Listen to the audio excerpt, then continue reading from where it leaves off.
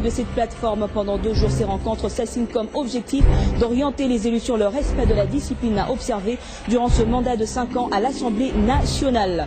Crise au Mali, les chefs d'État de la CEDEAO réunis lundi à Dakar menacent d'intervenir militairement et souhaitent mettre en place un embargo total contre la junte qui a pris le pouvoir. Mais pour la France présente à ses assises, il n'est pas question d'intervenir militairement. Nouvelle édition du journal, mesdames et messieurs, bienvenue à tous. Depuis plus d'une semaine, Kinshasa fait face à un problème de desserte en eau potable. Pour endiguer cette situation, le Premier ministre intérimaire Louis-Alphonse Koagalo s'est rendu lundi dans les usines de la Régie des eaux pour bien évidemment inspecter l'avancement des travaux de construction de la nouvelle usine de traitement d'eau. Nous sommes à l'usine de traitement d'eau de la Régie des eaux Ngaliema, où se construit depuis 2011 une nouvelle usine de traitement d'eau. Fin de travaux 2013. Le financement est du gouvernement japonais. Alors qu'il est, l'actuelle usine ne produit que 600 000 mètres cubes jour au lieu de 750 000. Ce déficit de production est forcément l'une des causes de la pénurie d'eau dans certaines communes de Kinshasa. Avec la construction d'une nouvelle usine de traitement et de captage d'eau, rassure le DG de la Régie des eaux, Jacques Moukalay, les choses vont changer. Ça va nous permettre de passer de 57 litres par habitant par jour à 77 litres par habitant et par jour. L'aboutissement des travaux de ce gros projet d'extension et de réhabilitation des usines de Ngaliema aura le mérite d'être l'accomplissement d'une des promesses du chef de l'État pour ce second mandat. Donc nous espérons que les améliorations attendues se manifesteront aussitôt à la mise en service des ouvrages. Donc en fait, c'est sortir du bureau, venir voir ce qui se passe sur le terrain. C'est ce qui est important. À l'étape de Lukunga, ici à l'image, le chef du gouvernement intérimaire a été informé des difficultés auxquelles est confrontée cette usine créée en 1939. Spoliation du site par la population, ensablement des canaux d'amener et autres handicaps d'origine environnementale.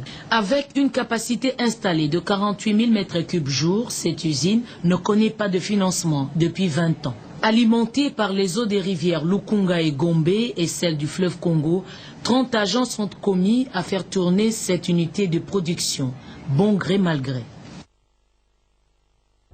C'est aujourd'hui que prend fin dans l'après-midi le séminaire de la majorité présidentielle qui réunit les députés de cette plateforme.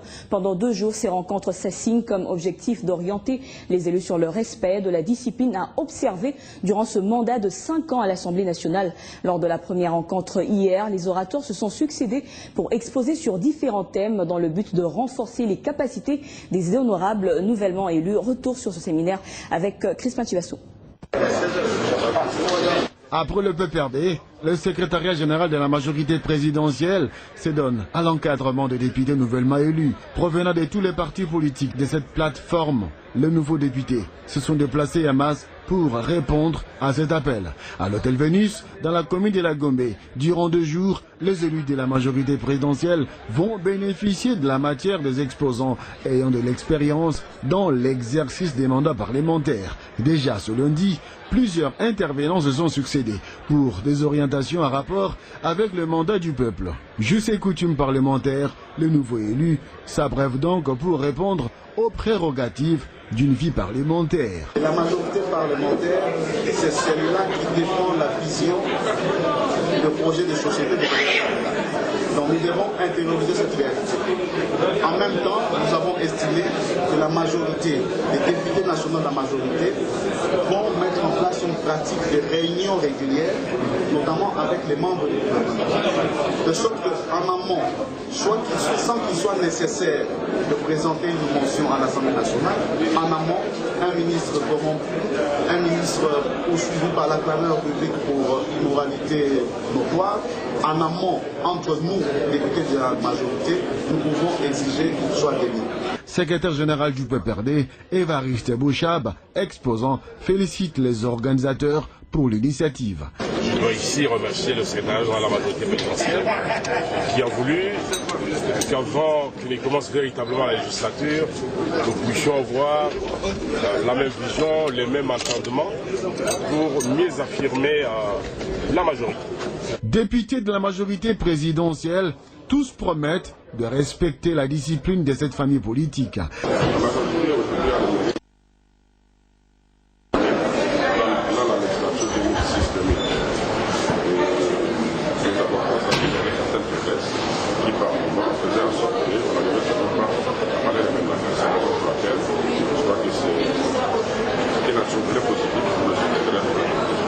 nous encourageons les organisateurs, nous les félicitons en passant, parce que nous pensons que c'est de cette manière-là que nous allons souder de manière définitive la majorité présidentielle. C'est de cette manière-là que nous allons nous souder pour nous ranger derrière les objectifs de la question du chef de l'État. Ambitieux, la majorité présidentielle et des parlementaires en toute responsabilité et sans complaisance.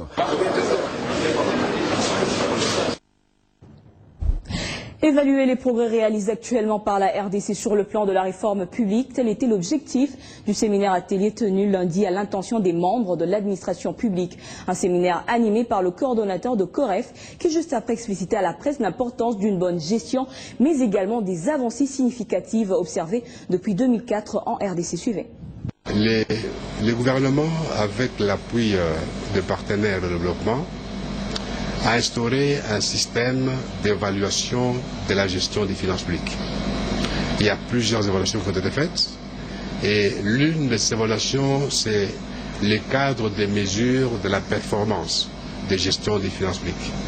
Nous avons connu la première évaluation en 2008 et cette évaluation concernait les exercices budgétaires 2004, 2005 et 2006.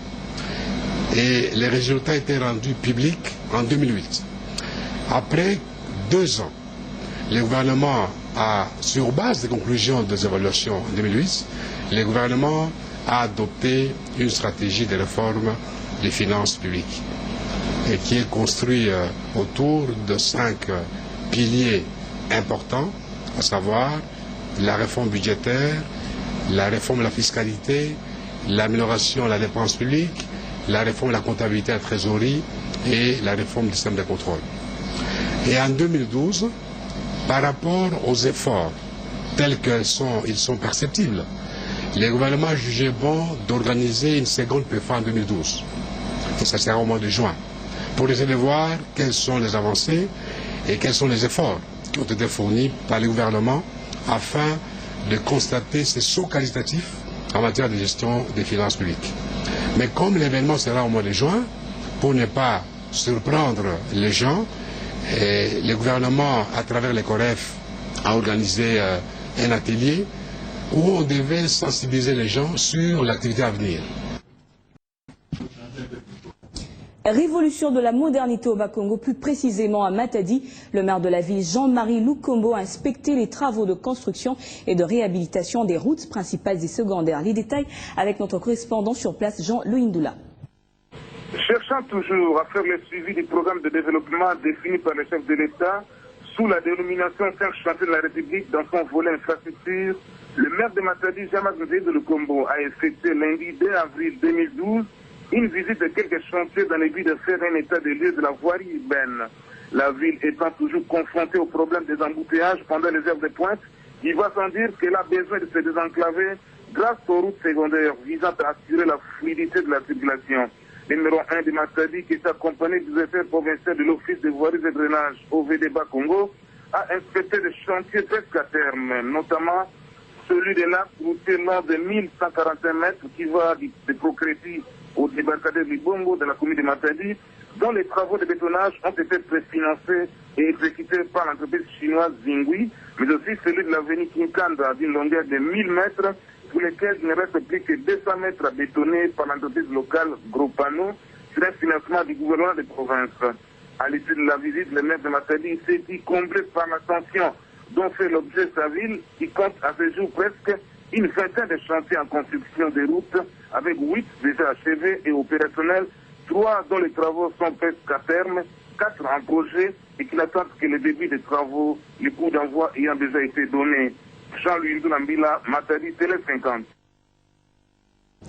Et dans le reste de l'actualité environnement, l'Institut congolais de la conservation de la nature veut créer de nouvelles aires protégées en République démocratique du Congo. Cette volonté a été exprimée lors de la clôture du dernier séminaire de renforcement de capacité des responsables des agents des parcs et aires protégées organisé au parc de Koundelungu dans la partie centre de la province du Katanga. Toutes ces décisions ont été prises pour sauvegarder les forêts et lutter contre la déforestation, l'une des causes du changement climatique. Toujours au Katanga, à Likasi, la grande cimenterie de la province Province Cube préfère a ouvert ses portes lundi. Elle est issue d'un partenariat entre un groupe belge et la Générale des Carrières et des Mines. Cette nouvelle entreprise fonctionne avec un coût d'investissement de près de 170 000 $ américains.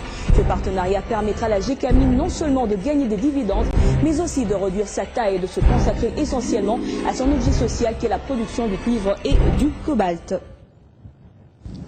En dehors de nos frontières, les chefs d'État de la CEDEAO réunis lundi à Dakar menacent d'intervenir militairement au Mali et souhaitent mettre en place un embargo total contre la junte qui a pris le pouvoir. Les représentants de l'ONU, des États-Unis et de la France étaient aussi à Dakar, mais pas question d'intervenir militairement pour la France. C'est la position de Paris. Jules Mwamba.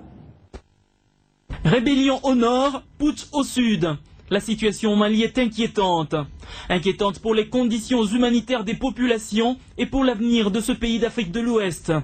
Et parlant de la région, la CEDEAO a décidé lundi à Dakar de la mise en place immédiate de sa force militaire d'attente. Mais l'option militaire est écartée par la France, elle qui est intervenue militairement il y a quelques mois en Libye. Vous savez que nous avons dès le départ condamné ce coup d'État, demandé le retour à l'ordre constitutionnel le plus vite possible et nous soutenons à 100% les initiatives de la CEDEAO. C'est la raison de ma présence ici ce matin. Donc la situation est dangereuse et c'est la raison pour laquelle j'ai demandé à nos ressortissants de quitter le Mali pour ne prendre aucun risque. Nous avons aussi fermé notre lycée en anticipant sur les vacances de Pâques. Je crois qu'il faut prendre un maximum de précautions. Ça ne s'engagera pas militairement. Nous pouvons aider sur le plan logistique, de la formation, mais il n'est pas question de mettre des soldats français sur le sol de l'enfant. Mais Paris compte saisir le Conseil de sécurité de l'ONU des éventuels besoins de la communauté des États d'Afrique de l'Ouest, CEDEAO, pour régler la crise au Mali. La CEDEAO a décidé également d'un embargo total contre la junte au pouvoir à Bamako à l'expiration d'un ultimatum de 72 heures. L'organisation n'encourage donc pas les putschistes, moins encore les rebelles du Nord.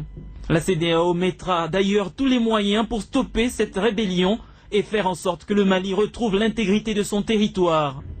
Le Mali est donc tiré de part et d'autre, et du côté de la population, la situation suscite beaucoup plus de craintes.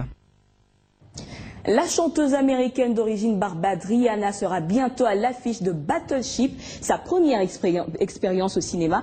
La chanteuse y interprète Rex, une militaire sans peur, sexy et dominatrice. Et pour ce faire, le paquet a été mis. Elle a suivi les conseils d'une vraie membre de l'armée. La sortie du film est prévue le 11 avril. Je vous propose donc de suivre un extrait. Mon personnage s'appelle Rex et il s'agit d'une experte en armes. Elle n'a peur de rien, elle aime les armes et les connaît très bien. Pas uniquement son arme, mais toutes les armes présentes sur le bateau. Il y avait cette sacrée nana sur le plateau. Son nom est Jackie et elle est aussi dans l'armée. Je jouais ce qu'elle fait réellement dans la vie. Elle était couverte de tatouages et j'ai regardé en pensant, c'est elle, Rex. J'aide Rihanna en lui apportant les connaissances de base sur l'armée et les armes. Je lui montre nos poses au repos, à l'écoute et au moment du salut. Je la regardais et je vivais à travers ses pensées. J'ai vraiment essayé d'entrer dans ce personnage.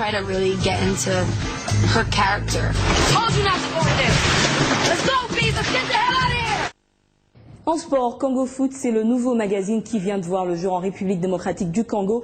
La cérémonie de son baptême a eu lieu lundi au Salon Congo du Grand Hôtel Kinshasa, en présence de plusieurs autorités tant politiques que sportives. Et puis quart de finale, le retour de la Ligue des champions d'Europe. Ce soir, l'Olympique de Marseille se déplace en Allemagne pour y affronter le Bayern Munich. Et dans l'autre match, le FC Barcelone est contraint à une victoire face au Milan AC pour se qualifier en demi-finale de la Ligue des champions après le nul vierge de San Siro.